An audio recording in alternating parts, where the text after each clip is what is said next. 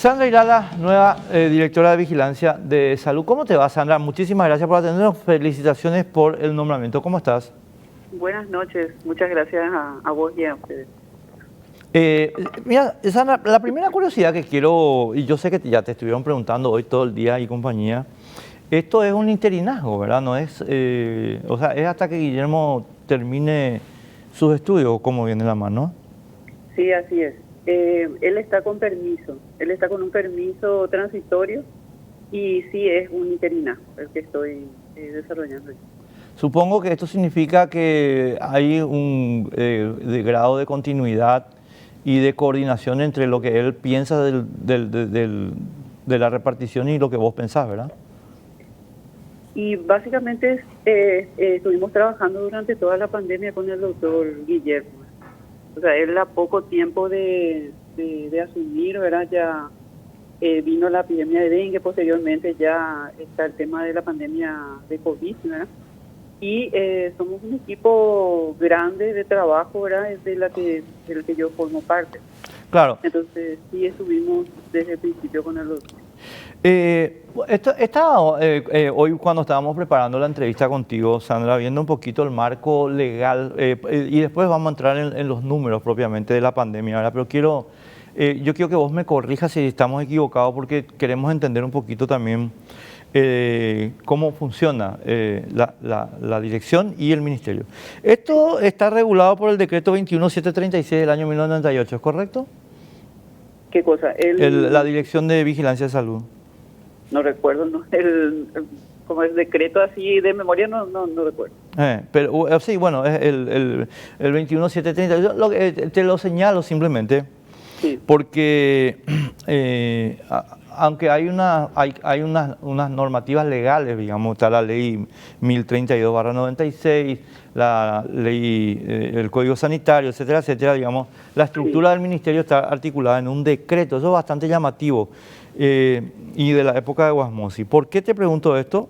Porque el artículo 12 indica que entre las responsabilidades que tenés vos a partir de ahora, ver el perfil epidemiológico del Paraguay, hacer la vigilancia epidemiológica, establecer los planes para la eventualidad de una epidemia y la notificación de enfermedades que sean de riesgo, ¿verdad? Esto te lleva directamente, Sandra, a ser en realidad la que dirige la política contra la pandemia, así como era Guillermo, ¿correcto? Bueno, en realidad el organigrama del ministerio, la Dirección de Vigilancia, es una de las direcciones que tiene a su cargo, digamos, lo que significa la notificación de las enfermedades de notificación obligatoria, que está arreglado por el reglamento sanitario, que te dice que el ministerio tiene la potestad de determinar cuáles son las enfermedades de importancia para la salud pública de nuestro país. Y este reglamento nuevamente le faculta al ministerio para hacer. La resolución de las enfermedades de notificación obligatoria, la última actualización data del 2013, y ahí están todas las enfermedades que se consideran que son de importancia, y en ellas están las que tienen riesgo epidémico. Entonces, cualquier funcionario de salud, sea donde sea que se desempeñe, tanto en el sector privado como público, está obligado a notificar o avisar de estas enfermedades, porque muchas de ellas necesitan una intervención porque tiene la capacidad de propagarse fácilmente y determinar brotes o epidemias. Correctísimo. Entonces, digamos que lo que compete a vigilancia está basado en una de las ¿cómo se puede decir?, líneas, es la vigilancia de estas enfermedades. Y la que sí estábamos acostumbrados desde hace más de 30 años, ¿verdad?, que ya es endémico, es el dengue, que se presenta cada año todo el tiempo, pero de repente tenemos un aumento, digamos, de casos que determina que el sistema sanitario deba responder, porque estas enfermedades con potencial epidémico determinan un aumento de hospitalizaciones y eventualmente de riesgo de fallecimiento y de fallecidos. Claro. Ahora bien, lo que corresponde a la pandemia, sí, es, digamos, una enfermedad de importancia para la salud pública a nivel internacional. Sí, entonces ahí la articulación de la respuesta En el sentido de vigilancia es todo lo que usted dijo, Correctísimo. pero se tiene que articular con las otras instancias, ¿verdad? Como por ejemplo laboratorio, la red de servicios de salud, promoción de la salud, etc. Nosotros te preguntábamos esto y estamos poniendo en pantalla ahora justamente el decreto 21376 y el artículo 2 y siguiente, simplemente para entender el marco legal, porque ahora vamos a entrar un poco en materia, Sandra, querida, y muchísimas gracias por tu atención, porque aquí vienen algunos asuntos que, a mi modo de ver, están evolucionando muy rápidamente.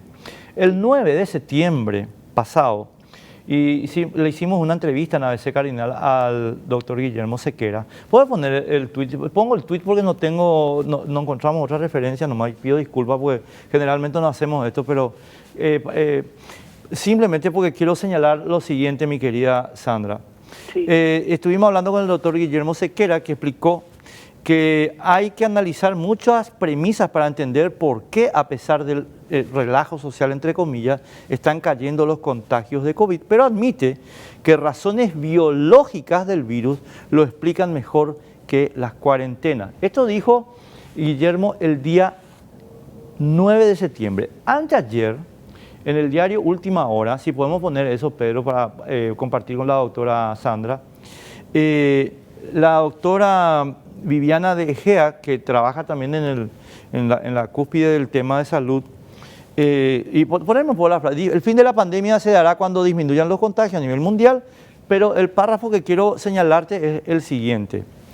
¿Por qué están bajando los contagios? Y en coincidencia con Sequera dijo, es la propia dinámica del virus que presenta picos y valles junto con medidas farmacológicas, etcétera, etcétera. Es decir, aquí viene el punto y por eso esta nota, mi querida Sandra, tanto Guillermo como Viviana Egea terminaron coincidiendo en los últimos días en que acá hay una razón que no tiene absolutamente nada que ver ni con cuarentena ni con nada, y que es la fisiología biológica del virus, que es una de las explicaciones por las cuales están cayendo los contagios. ¿Vos compartirías esos criterios?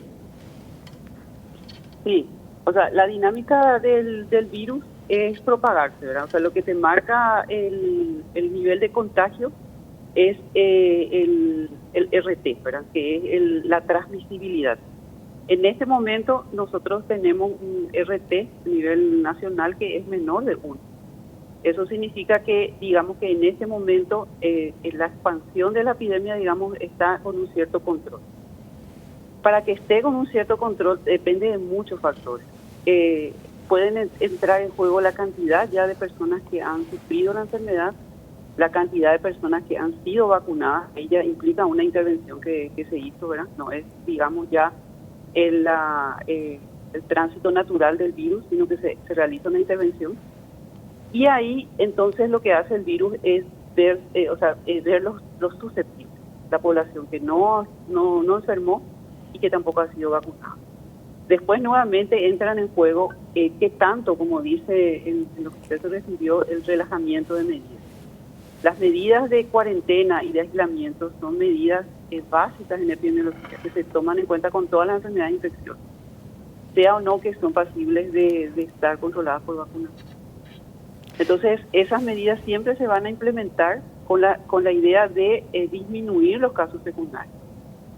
Entonces, en esa tesitura, digamos, sí pueden disminuir los casos porque ha habido ya un gran número que ha enfermado, hay una proporción de vacunados, y a pesar de que se relajaron las medidas, digamos que se fueron flexibilizando las medidas, hay más movilidad de personas, digamos que las cuadrillas de trabajo ya han terminado, etcétera. Se sigue utilizando, afortunadamente, la mascarilla, que ha demostrado que sirve como una forma de prevenir también los contagios. Entonces, en esa dinámica de disminución de casos por todos esos factores que dijimos, también están las intervenciones, que hacen justamente que disminuya la velocidad de la transmisión o que puede determinar, si uno toma, sobre todo, varias medidas que vayan descendiendo. Ahora, lo que sí entra en juego también ahora son las variantes. Entonces, ahí es donde se tiene el temor de que, viendo lo que pasó en otros lugares, en que sí, por ejemplo, tenían un número importante de personas que, digamos, enfermaron y también se vacunaron, lo mismo hubo un aumento de casos. Claro, ahora Sandra, acá viene la cuestión y para mí, vos sabés que esta es la controversia que yo he mantenido con Guillermo todo este tiempo, por lo Sí. menos desde junio del año pasado, y es que lo que pasa es que nosotros tenemos, yo personalmente soy una persona que se rinde a la evidencia de la ciencia sí o sí, siempre. Ahora, siempre que a la ciencia se le permita actuar, ¿verdad? Porque a veces, de repente, algunos elementos que tienen origen científico se terminan convirtiendo en dogma, pero entonces dejan de ser ciencia, son dogmas. Entonces, haciendo esta aclaración, Sandra, quiero plantearte lo siguiente. La controversia que nosotros mantuvimos con Guillermo mucho tiempo y con el Ministerio de Salud en general es que la cuarentena no tiene ninguna justificación técnica ni científica. ¿Verdad? Déjame terminar y vos contestarme sin problemas, vas a tener tiempo. Sí. ¿Por qué? Porque genera muchos más daños en el tejido social de la nación, incluidos asuntos de salud, que los beneficios que supuestamente se esperan de ella. Sobre todo cuando, y aquí es donde toma importancia lo que admitieron tanto Guillermo como Viviana De Gea, la biología, el funcionamiento, la fisiología biológica del virus está mostrando una tendencia natural y consistente con la de cualquier otro virus respiratorio, y es a la caída.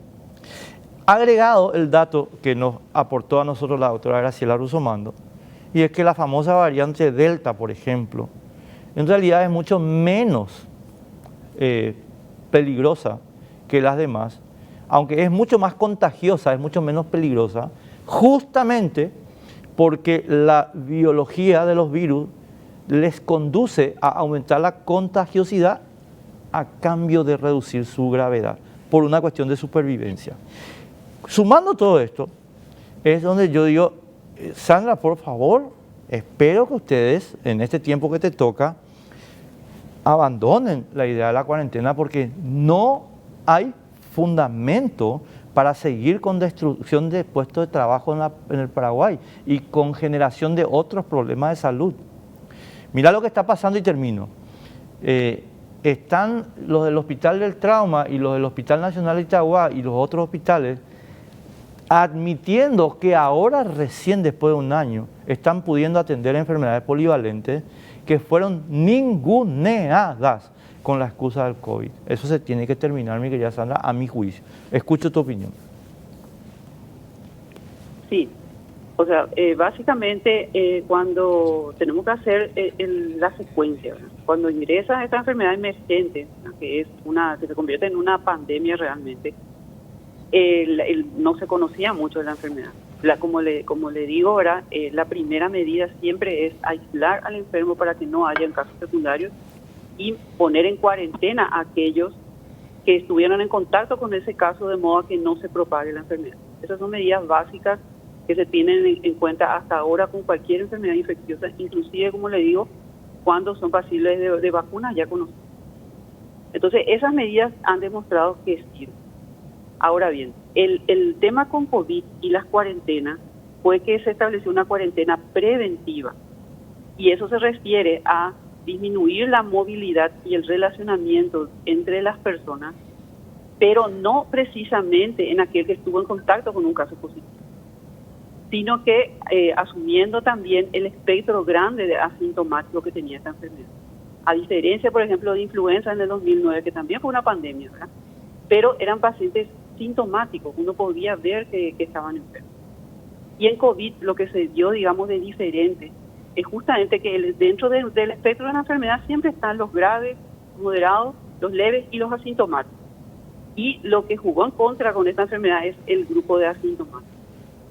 Entonces, en el momento en que se estableció la cuarentena, que no se sabía mucho de la enfermedad, uno iba viendo cómo se presentaba en los otros países, entonces esa fue una medida preventiva. O sea, si usted mira también la curva, digamos, esa curva no tiene casi caso en nuestro país, porque se tomó esa medida.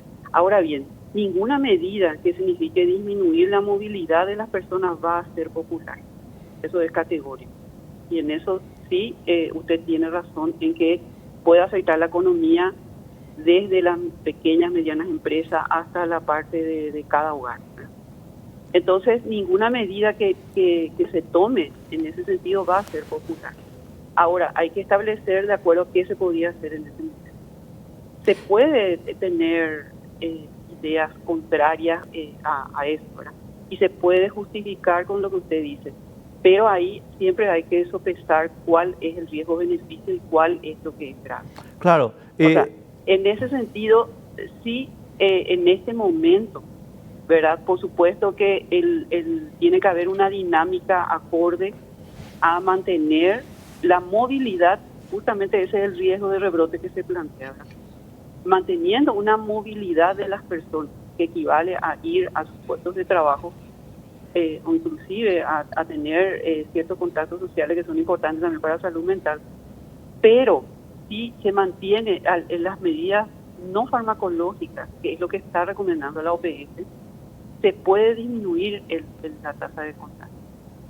O sea, yo no estoy en contra de lo que usted dice en el sentido de que el hecho de hacer estas restricciones implica un riesgo o, como se puede decir, un impacto en la economía. Por supuesto que es verdad. Ahora bien, en este momento sí no se plantea una cuarentena. Eso sí también estoy de acuerdo. Pero sí se plantea mantener aquellas medidas que no impactan en la parte económica. El uso de mascarilla básicamente, digamos, no impacta en la parte económica de las empresas, ni de las microempresas, ni de la movilidad de las personas, porque inclusive se plantea el uso de mascarillas que son de tela y que pueden ser lavables. Pero si mantenemos esa medida, yo confío, ¿verdad?, en que aparte del lavado de manos no solamente evita el contagio de COVID, evita el contagio de muchas otras enfermedades. Es un buen hábito de salud que te proteja a vos y al resto. Claro, esa no una cosita nomás sobre el punto. Muy puntual y te pido disculpas, pero es que me parece importante hacer un señalamiento. Yo creo que hay que lavarse las manos y que la gente no tiene que ser puerca. Y es más, creo que en Paraguay somos bastante menos puercos que los europeos. Pero yo no creo que haya que incentivar el lavado de manos en base a datos que no son correctos. ¿En qué sentido te digo esto? El COVID no se contagia por contacto. Se contagia en forma aérea. Es mentira, sí. Y fue mentira desde el primer minuto que el COVID se contagie por contacto. Se le mintió al Paraguay sobre eso. O sea, ese fue un hallazgo de las primeras investigaciones que sobre todo vinieron de China, ¿verdad? Entonces, se le dio mucho valor a lo que era el contagio por contacto. Inclusive hay gente que prefiere lavarse las manos que ponerse mascarilla, por ejemplo. Por ejemplo, sí. Sí, exacto. Entonces, es verdad. O sea, eso se fue, digamos, demostrando que no fue, por supuesto, si es una enfermedad respiratoria, lo lógico es que sea por gotas o, en todo caso, gotitas que son los aerosoles. Eso es categórico, ¿verdad? Y por eso también se propaga tan rápidamente. Claro, por eso lo que yo digo nomás es, vamos a trabajar en que todos nos lavemos las manos porque no hay que ser puerco, pero no vayamos a decir, no te digo a vos, Sandra, quería, sí. Yo sé que vos no tenés nada que ver, estás empezando, pero no vayamos a decir como se dijo, que el lavado de manos, no, eso no es cierto, eso no es cierto. Este es un virus que se contagia oralmente, o sea, es por vía de transmisión respiratoria. Así mismo, es de transmisión respiratoria.